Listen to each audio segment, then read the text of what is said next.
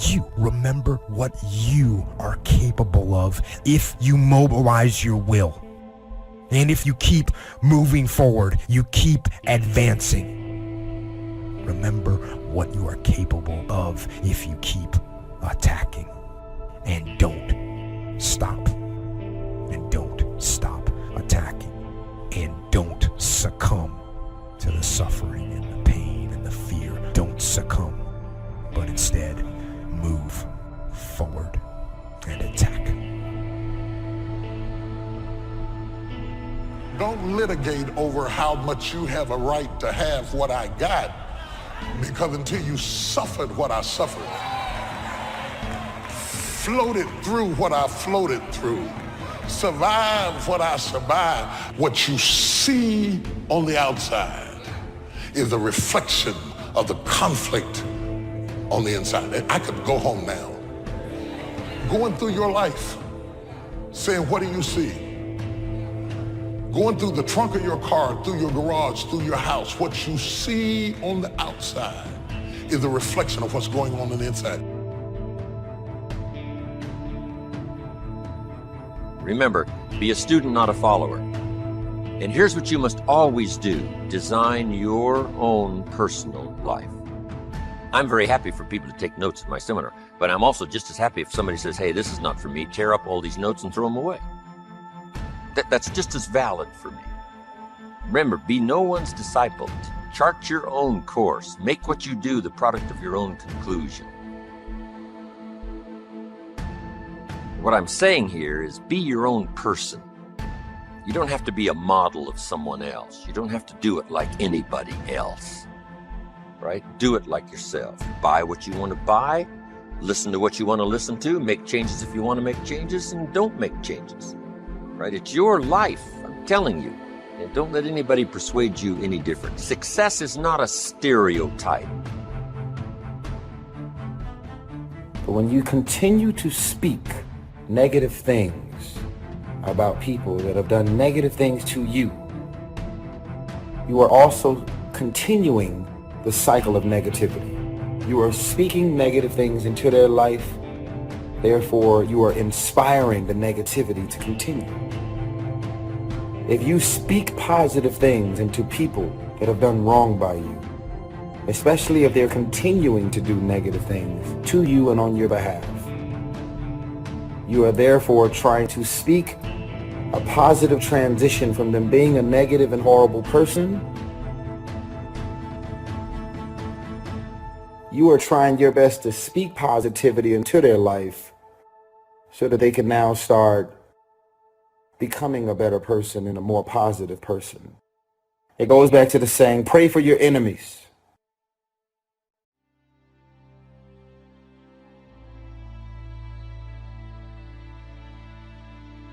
Most people in a fearful situation, they forget everything and run, but there are few that in a fearful situation, they face everything and rise with courage.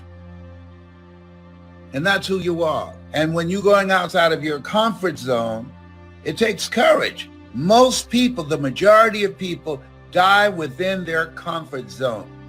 They're not risk takers. They go through life trying to play it safe. There's no safe position in life. There's no safe position in life. You can't get out of life alive. You got to die to leave here. And so this is a time. Be very careful who you judge at their low moment. You might be judging somebody right now for the battle that you're about to fight next month. Be very careful how you judge people. Be very careful how you say, oh, well, I just don't understand people who are depressed. After all, there's so much to be grateful about, and rejoice in the Lord always. And yeah, it's cool that you've got a Pinterest kind of faith right now, but something might happen in your life that knocks you off balance to the point that your stable self becomes a little bit wobbly for a little while. And you're going to want to make sure that you haven't judged people for things that you don't currently struggle with, because it might happen in your house. Amen. It creates conflict because it does not crown when you have been placed in the position, it crowns before. You're rich before you got the money. You're educated before you got the degree. You're a preacher before they ordain you. You're a husband before you find the woman. If you're not that before, you won't be after. So you have to go through a period of displacement where you have vision to function on a level and don't have opportunity, which creates frustration. Because you say, I feel this with everything I got inside of me, but nothing outside has acknowledged me on the level that I think on, and you don't feel appreciated because your thoughts are up here and your situation. Woo! Do you hear what I'm saying to you? Success is the continual unfolding of the design of your own life and pulling it off. That's what success is. The continual unfolding of the design of your own personal life and pulling it off in whatever degree you wish. That is success. Successful in doing whatever you want to do that makes sense to you, for you, your family, your responsibilities. Or take on responsibilities or refuse responsibilities. That's strictly all up to you. We've been given the power of choice. Every life form except human beings operates by instinct in the genetic code. We never have enough information to judge anyone. I want you to remember that. We know what we know, and there's a lot more that we don't know than that we know, usually about every individual. It's interesting to me that nobody ever judges me, or nobody ever judges you if they have what you have. People only judge us when they don't have what we have, and so therefore it's not even really what the word true judgment is all about. It's just jealousy. And they're not even mad because you have it, they're mad because they don't have it. It has no multiple choice. Only humans have multiple choice. In the winter, the goose flies south. Why? Because he's a goose. If you said to the goose, be better to go west this year, he ignores that advice, keeps on flying south. Why? Has no alternative, has no other way. He is only driven. All life form is driven by instinct in the genetic code except human beings. Now, why not human beings? Because here it is. We've been given the dignity of choice. We're not like a robot. We're not stuck like a tree, using up all the nourishment, nothing left, now you died because you can't change location. Not true. Humans can go north, south, east, west. Humans can change, do anything they want to do. We've been given the dignity. But here's what's interesting about all life form except humans. Every life form except humans strives to the max of its potential. How tall will a tree grow? As tall as it possibly can. You never heard of a tree growing half as high as it could. No. A tree grows as high as it can, drives down every root it can, produces every leaf it can, extends itself as far as it possibly can. Every life form extends to the max, except human beings. Now, why not human beings? Because we're not robots. We've been given the dignity of choice.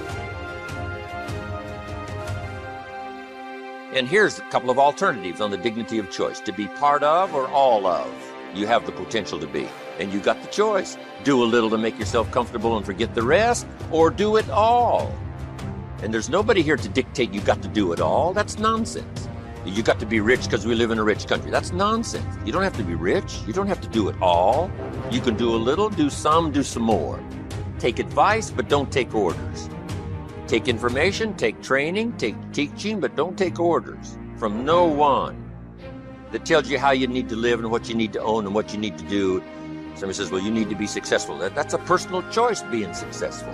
What we teach is the possibilities, and everybody chooses. Take a little, take a lot, do some, do nothing. Ignore the subject. You've got to learn to do that. Abraham Lincoln said, since I would be no one's slave, I will be no one's master. Excellent philosophy. If a guy says, hey, I'm soon cashing it in, I'm heading for the mountains, I'm going to live in a little cabin, live off the land, and feed the squirrels. If he goes and does that, guess what? He's a smashing success. Why? He's doing what he designed to do and went and did it, pulled it off. can't say, no, that's not successful. That is the epitome of success, is giving a design to your life and go pull it off, making progress in that direction that satisfies you. If it doesn't satisfy you, make alternatives and you change. And if you get some better ideas, sure, you may follow someone's suggestion and ideas, but not orders. Design your own life like you want it that will fit. Now, if you take on some responsibilities, now you got to consider those. Yes, you can ignore your responsibilities, but you won't feel good about that. Guess what the old prophet said? Some things that taste good now in the mouth turns bitter later in the belly. So you don't want to sacrifice. We all must suffer one of two pains. Regardless of your choice of lifestyle and what you want to do, we must all suffer one of two pains. The pain of discipline or the pain of regret. I don't care what you think of me. Your opinion of me does not matter at all. Well, you got to know your heart pretty good to be able to say that. Be careful what you speak. Ex-boyfriends, ex-girlfriends, ex-wives, ex-friends. They are speaking negatively about you, but don't join in. Protect yourself. Cover your tracks. But be careful what you speak, because you are empowering negative behavior. I believe that some of the worst pain that we experience in life comes from people falsely accusing us and judging us. When they don't know us, or they don't know anything about us, and they don't bother to find out, they just take a look and have an opinion. How many of you have ever been hurt deeply by someone who judged you and criticized you, and you just thought, you don't even know what you're talking about? Well, one of the best ways to keep those kind of things from happening to us is not to dish it out to other people. Who are you to judge? God has a job to do. Let him judge. Who are you to judge? You are being judged for judging. We all have to speak upon negative things and negative people, but try your best to pray for your enemies. Try your best to speak positivity and hope and saying, you know what, I don't like what you're saying and I don't like what you're doing, but I'm going to continue to pray for you. I'm going to continue to hope and speak blessings and opportunities in your life, because maybe you're bored. That's why you continue to just sit around and do and speak negative things. They say it's power in the tongue. So if you have power in the tongue, if you continue to speak negative things about people that are doing negative things to you, you are empowering their negative behavior. You'll notice that that negative behavior won't go away. If you speak it, someone will be it.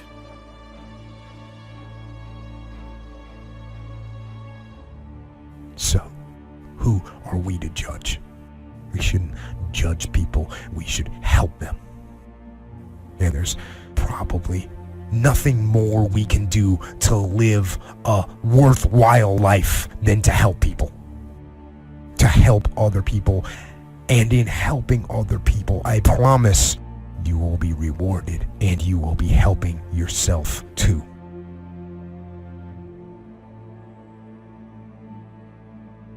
We see men tested beyond anything we can imagine. And still they overcome the pain and the suffering and the fear. And yet we can't get ourselves out of bed in the morning. We can't move toward a goal we've set for ourselves. Don't allow that.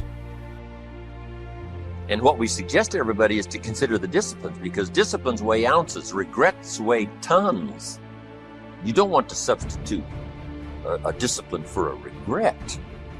In our opinion, that would be a poor choice. Now, you could do it, but some things are poor trade-offs. The old prophet said, what if you gained the whole world, but it cost you your soul? Would that be worth it? With a bit of intelligence, we say, no, that doesn't seem worth it. Even if you got the whole world, if you traded your soul, that experience would be so bitter and so awful and so devastating, it wouldn't be worth it. What if you got some gain by greed instead of legitimate ambition? I'm telling you, it might taste good up front, but it's going to turn bitter in the belly. And a bit of that advice saves some people from devastation. Say, well, you're right. I better think twice about that.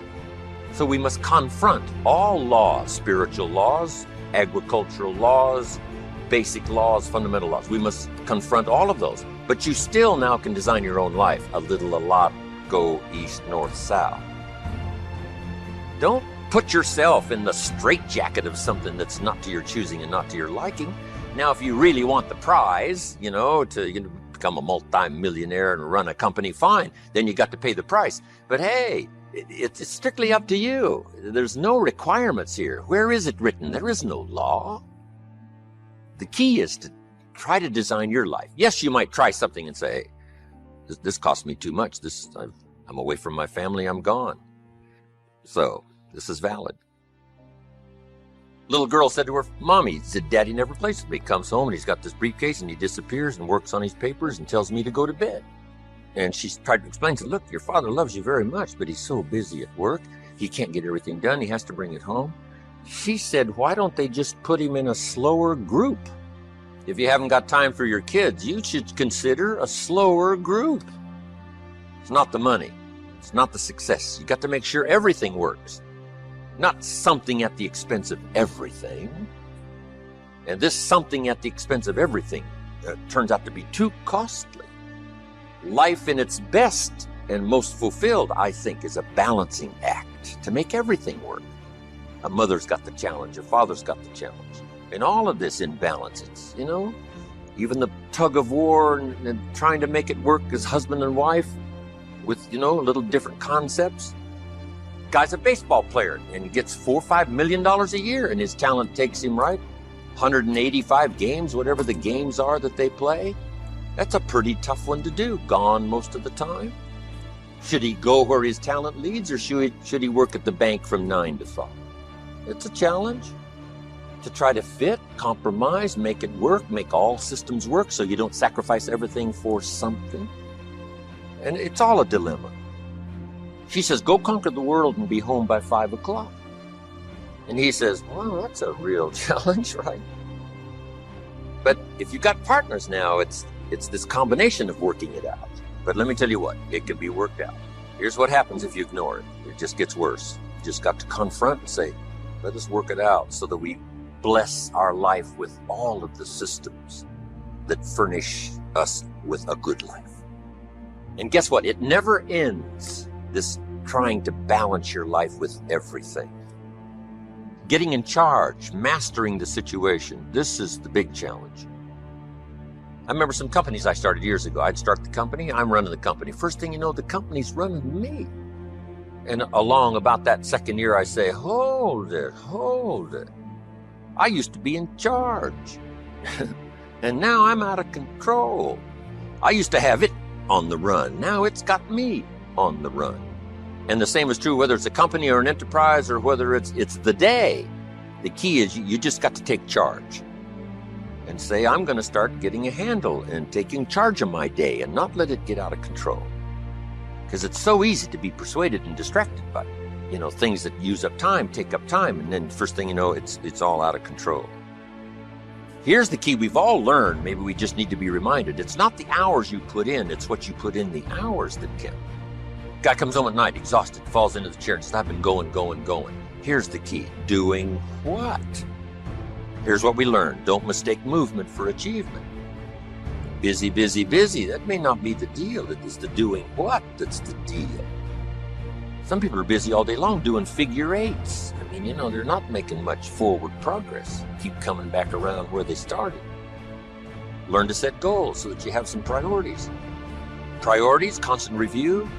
Make sure it's what you really want. Let it change, do whatever it wants to change. Learn to separate majors and minors. Here's something that requires minor time. Here's something that requires major time. Is this all helpful? Wow, I'm excited about sharing. Seeing if it'll create some value for you. No matter who you are, no matter where you are in life, you can take the lid off of your job. And if you're wondering if you still have the lid on in your life, here are some clues that's going to let you know that the lid is still on.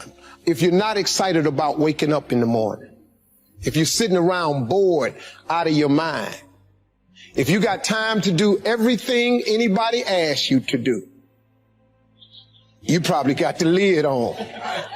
If when you tell your dreams to all your friends, it makes sense to them, You got your lid on, man. Your dreams should not make sense to everybody. You got to say something that make people go, how you going to do that? That's when you got the lid off. And if I were you, I'd do that. I'd take the lid off. Makes sense to me, don't it? I mean, look, in show business, that's all the time.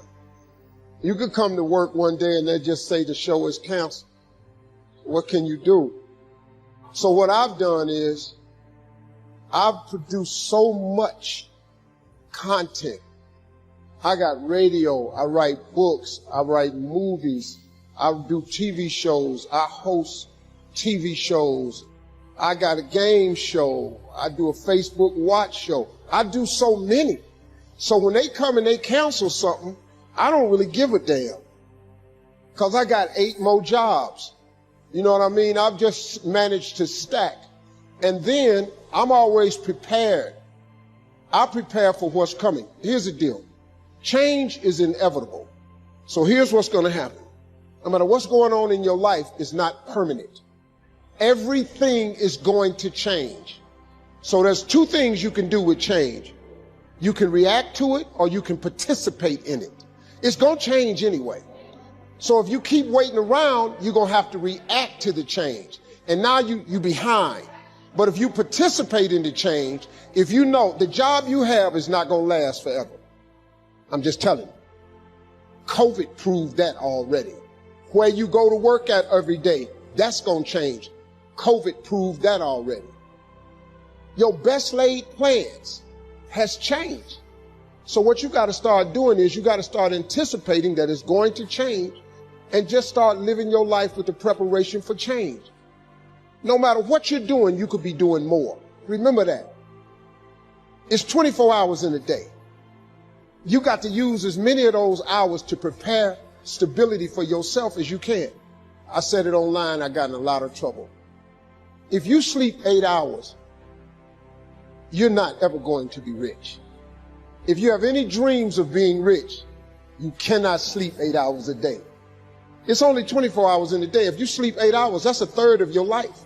How can you cannot be asleep a third of your life and become successful. You can't. People got mad at me. They're talking about Steve Harvey prefers wealth over health. No, I'm just telling you, if your ass wants to hit it and be rich, you got to quit bullshit. You got to get your hustle and grind on. You can't sleep well, how much you sleep? I sleep between 4 and 5 hours. If I get 6 hours, woof, I'm tired. Plus I'm old. I got to get up. I want to see what today is. I can't miss nothing. Now, I'm old, man. I'm 64 years old, so I can't be laying in the bed waiting. I got to get up early. I'm up for the sun come up every day because I just want to see what else God got for me. He done gave me a lot. Might as well go see the rest of it, right? You can't see us sleep. So I've always prepared myself for what this business is. And for the first time, I've actually thought about retiring. This is the first time I've ever thought about retiring. So now I want to come home. I'm coming to Africa. The one thing that I have learned to relate to all of my children is to dream. There is nothing bigger than your dream. Nothing is greater than your dream. Now, as we sit in this great educational institution, I am not saying that your education is not important because it's tied to a lot of your dreams. But let me tell you something. There ain't nothing bigger than your dream. Because your dream will propel you to get the education. Don't you ever stop dreaming. Don't you ever stop imagining. And we're going to talk about them two things a lot. But don't you ever stop dreaming. Your Bible says a man without a dream or a vision shall perish. That's in your Bible. It ain't just in the one I read. Nowhere in there does it say without an education you perish. But it says without a dream or vision you perish.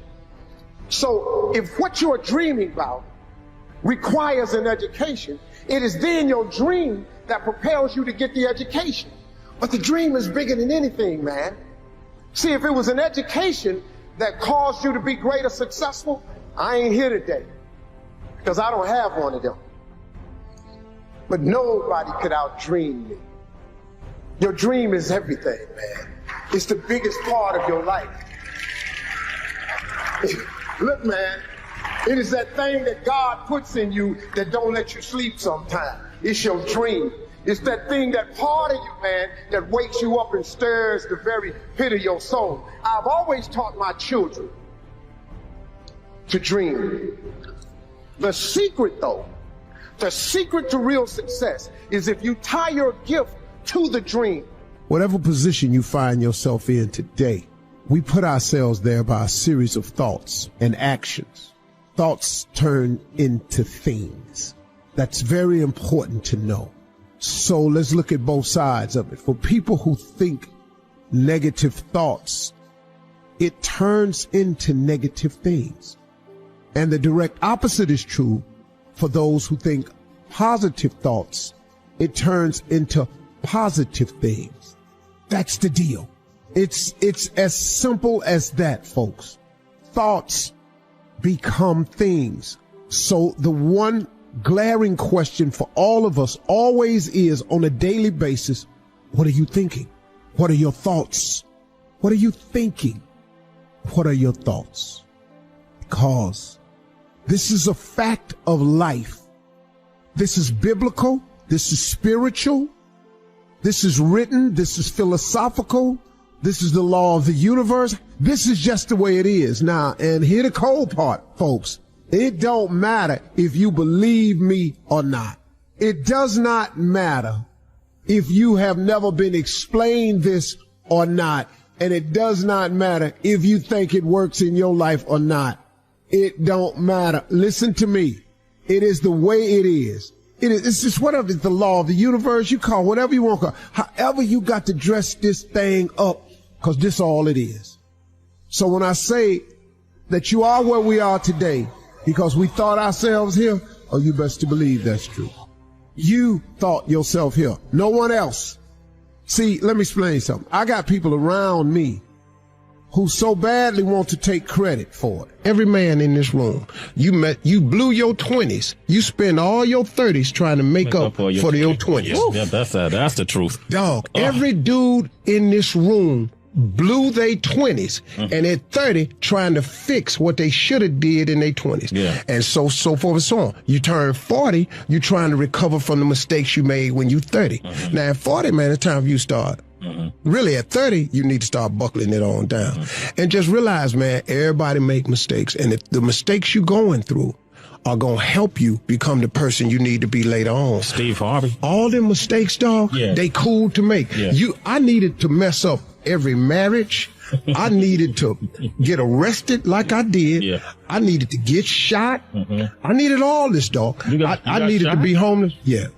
I needed all them things to happen to turn me into who I am today. So when you're young and you make mistakes, don't let them eat you up. Because everybody that done made it, done made them. Yeah. You got to fail in order to win. Hey, look, man, to understand how to hit the game-winning shot, you got to miss the game-winning shot. First of all, you're talking about stuff that I can relate to like so many others can relate to. I mean, you know, everybody got the same story. We just got different details. But like I always say, life is 10% what happens to you. It's 90% what you do about it. See, we're going to dive into a chapter from my new book, and it's chapter 1, section 1. This is very clear for people. So the first step is getting completely and brutally honest enough to say, I am tired of myself. When you say I'm sick and tired of being sick and tired, that's the facilitator of change. That's when you're ready to say these words, no more excuses. No more excuses. I went to Kent State, I dropped out. I didn't drop out, I flunked out. Now that threw my life into a spiral, but because I didn't have a college degree, I could not let that stop me. And like you're doing, where you're saying, all my friends at this age are settling in your careers, you don't even know if they're happy or not. Stop comparing yourself to others. So the first thing you do is stop focusing on other people. Instead, focus on being the best version of you that you can. Then you'll recognize that you deserve to sit at the big table with everybody else after you become the best that you can be. Now, once you've accepted that you have as much right to success and much right to succeed as anybody else, the next step is learning how to talk the talk. You have to get fluid in the language of success so you speak it with ease. Surround yourself with people who've accomplished their dreams and immerse yourself in the culture of achievement. You know, you got to be tough because The road to success is always under construction. It's never a clear path to success. The people who become successful are the people who have a relentless attitude. And you just got to hang in there through the bad breaks, because the bad breaks is coming. But they usually come right before the big break is about to happen. You get a series of bad breaks and it stumbles up a lot of people. My life and my success is to say to anyone, you can stumble, you can fall, you can get back up again. And like I've said before, we each have a gift. But too many people miss out because they refuse to sign the lease on their gift. You keep looking for it outside of you. Stop. Sit with yourself. What is it that you do the absolute best with the least amount of effort? That's your gift. But if you are constantly looking outside of yourself and you don't latch on to your gift, you will never find your purpose. If you want to succeed, you must commit to your own gift and embrace it. Well, same advice I give to my kids, man. If I could get them to understand the importance of their 20s. Because, man, you know what I did? I just blew my 20s. I ended up spending all of my 30s fixing what I messed up in my 30s. I spent all of my 40s doing what I could have been doing in my 30s. I looked up, man, I had let too much time slip away. If you could get young people to get their foot on the gas pedal in their 20s, because right now they think going out is everything. And I keep telling them, man, you're gonna outgrow that in a minute. Because, you know, like at this age, it's when somebody says, hey, we're gonna go out to a club tonight. What? Go out to a club? Are you kidding me? It don't make no sense to you, man, because you're over that. But it takes a minute for them to understand it. It's sad. I wish they'd get it. I wasn't clubbing in my 20s. It just, I didn't know how to make a vision board. I didn't know how to. What really changed my life, man, was I got in Amway when I was about 24. I got in Amway. And that changed my life, man, because the first time ever, they introduced me to self-help books. And I read 2 books that changed my life. It was The Power of Positive Thinking by Norman Vincent Peale and The Magic of Thinking Big by David Schwartz. I read them books and it changed my life. But it also made me remember what my mother had taught me, because she was a Sunday school teacher, because all self-help books are Bible-based. Everything comes from the Bible. All of the self-help books, that's Proverbs. That's all it is. Book of wisdom and understanding. If you could read that, it'll change your life too. Sometimes you need regular books where you can relate to it differently. But it's all comes from the Bible. It's like a great book is The Secret. If you read The Secret, it's all Bible verses. It's just based on the Bible. You can't think of nothing new how to tell a person to succeed without the Bible. You can't. It doesn't work that way, you know. So a couple of books changed my life. The Magic of Thinking Big was huge. It just taught me one simple principle. It don't cost no more energy to think big than it does small. You can say Volkswagen and you can say Rolls Royce with the same amount of effort. You ain't got to grunt to say Rolls Royce. So if the Bible is true, which it says a man is as he thinketh, if you think poor thoughts, you got to be poor. The moment you change that thought into wealth of riches, you start the process to becoming wealthy or rich. It's not a matter of trick. It's really how it works. People complicate it. You got to do this and you got to do that. But the Bible's pretty plain. They ain't got no loopholes in it. Really don't. It's just real simple. It say what it say. All you got to do is believe it's talking to you. That's what it is. Most people don't think that God is talking to them. That I come to give you life and give you life more abundantly. You don't think He's talking to you? He'll give you life more abundantly. He do. He really will. You ain't got to be rich to have an abundant life. Sometimes you just need to be healthy, happy. You could be really happy, man, making $70,000 a year. You really, really can. You don't need a few million. I did, but you didn't need a few. It helped me a little bit. But to be honest, it didn't make me happy. Until you need God.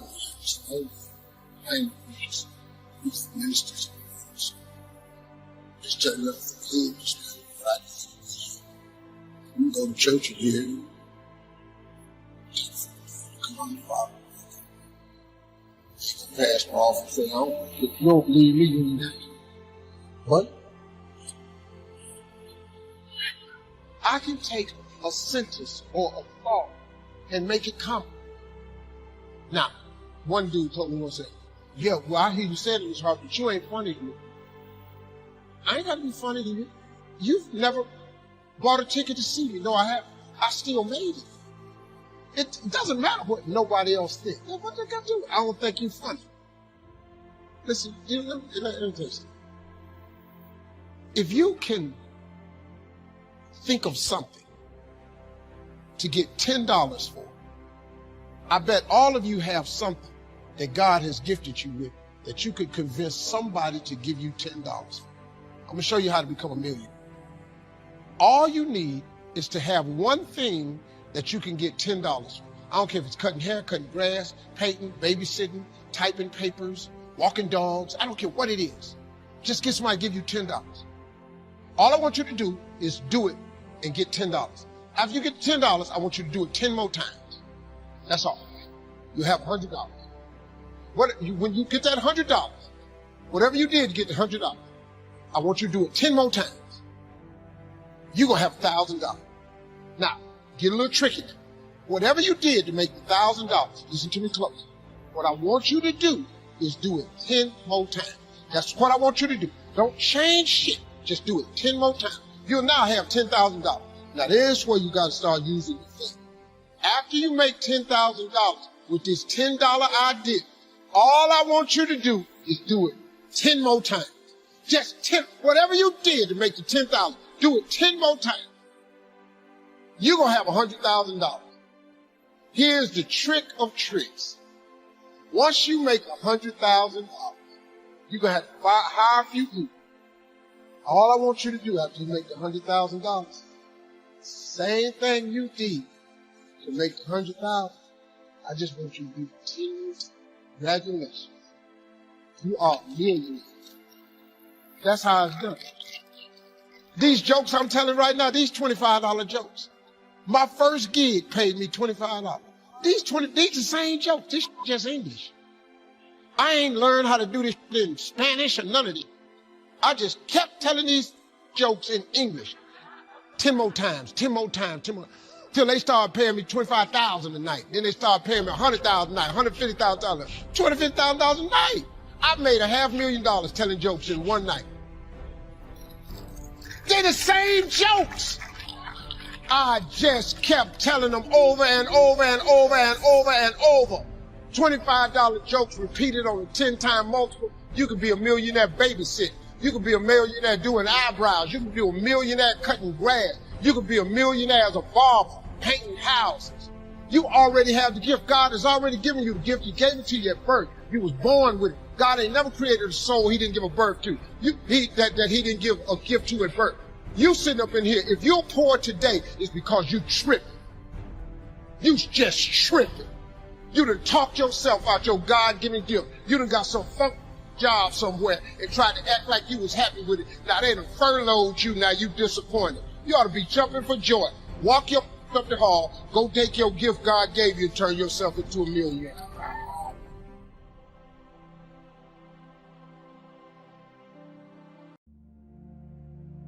I found that nothing in life is worthwhile unless you take risks. You have to take chances in life. If you don't take chances in life, you'll never have the life God has for you.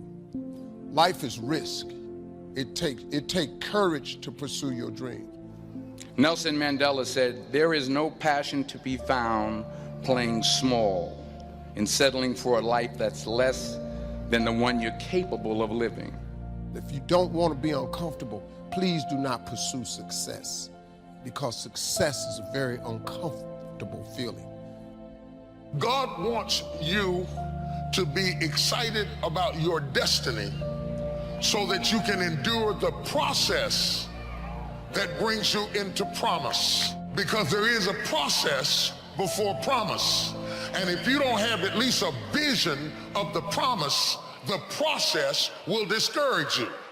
Sometimes bad things, horrible things happen to good people.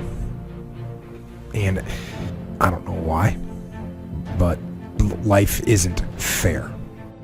Life isn't fair. Life just is. It wasn't fair. The fact that you're still alive and still on this earth, even though it's been challenging and rough, and sometimes you get discouraged and uninspired to keep going. God has a plan.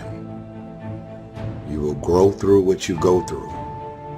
Everything that you're going through, at some point, it makes no sense to you right now, but at some point, God is going to reveal to you why all of these issues, challenges, and problems continue to show up, and what you were supposed to learn from it.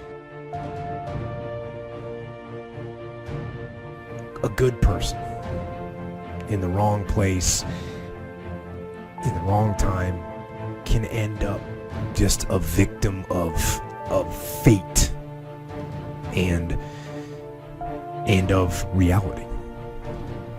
And it can be horrible and heart-wrenching, and disease like cancer and MS and horrible diseases and accidents, but when those bad things happen, what are you going to do? How are you going to lead? Are you going to get angry? Are you going to get frustrated? Are you going to lash out at people? Who are you going to lash out at anyways? Are you going to start going down the spiral of negativity? Are you going to let this horrible situation dictate the way you feel and the way you handle it? All I need you to do is not throw away your confidence. All I need you to do is stay in the game. All I need you to do is put one foot in front of the other. All I need you to do is keep your confidence. Because if you persevere, there's a promise that has your name on it.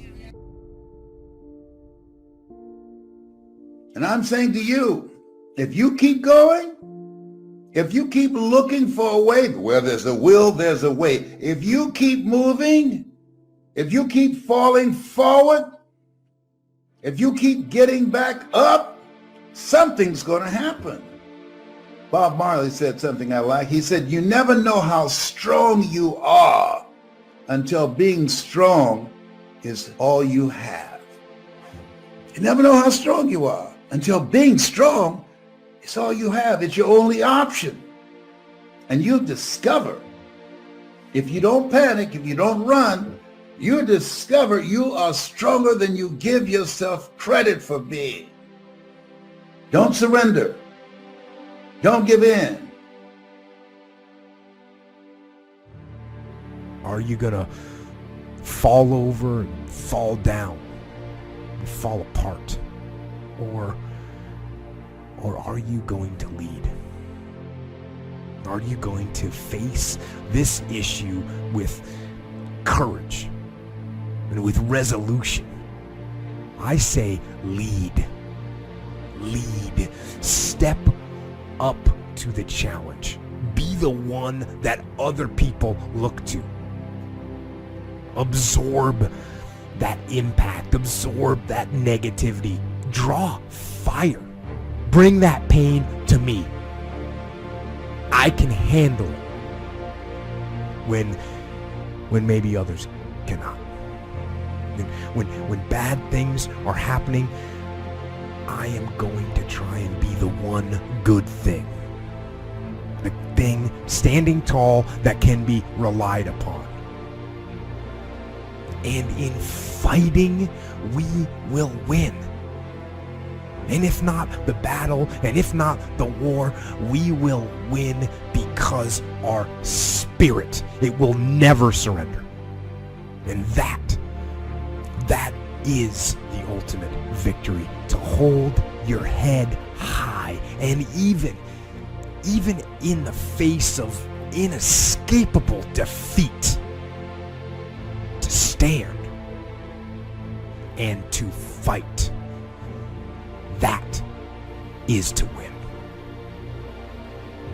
Just keep moving forward. Stay busy, moving in the right direction, looking, opening doors, knocking on doors, finding a way out of no way. Life's going to give you ultimately what you'll fight for. Stop allowing God to bless you and give you all this giftedness and opportunity and settle and tolerate less.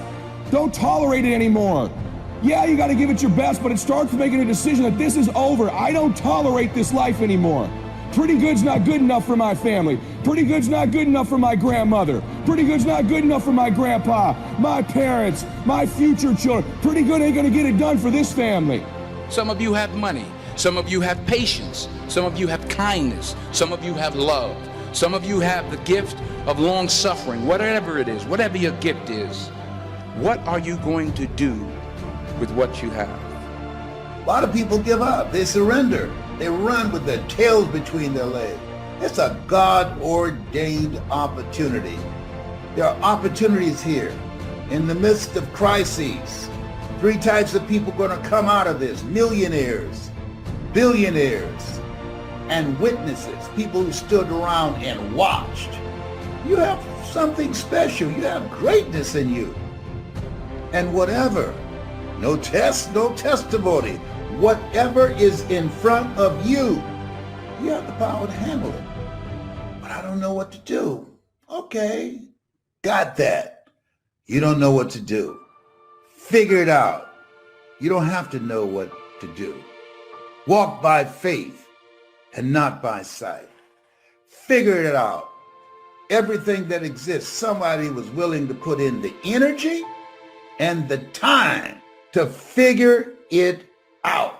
When life has been snatched out from under you, when things happen, when there are interruptions, don't miss a beat. Find a way to restart your life. Find a way to do something else. Be stubborn about your goals, but flexible about your approach.